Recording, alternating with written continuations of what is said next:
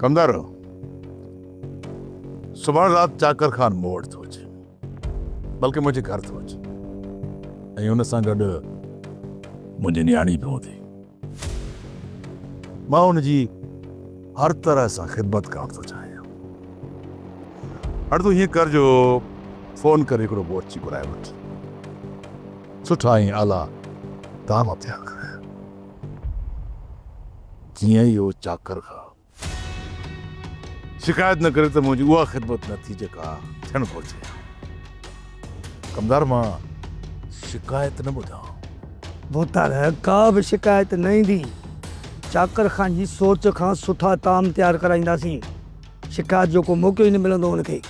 हिकु न्याणी हुअण जे नाते मूंखे पंहिंजे पीउ जो फर्ज़ अदा करणो। इहो फर्ज़ अदा थी वञे त पोइ राणी बेगम जो बि हिकिड़ो फर्ज़ मथे रहियल आहे। हुनजो खून, हुनजे रत में लाल थियल जिस्म मुंहिंजे आॾो कमदार ताऊं थो करे। अकबर खान पंहिंजे राणी बेगम जे खून सां इंसाफ़ कर ऐं पोइ मां हिकु मुड़ुस वारो फर्ज़ अदा कंदुसि। जेकॾहिं मां पंहिंजी ज़ाल राणी बेगम जे खून सां इंसाफ़ न करे सघुसि न कमदार, त मां कॾहिं बि सुख सां मरी कोन सघंदुसि, कोन मरी सघंदुसि कमदार।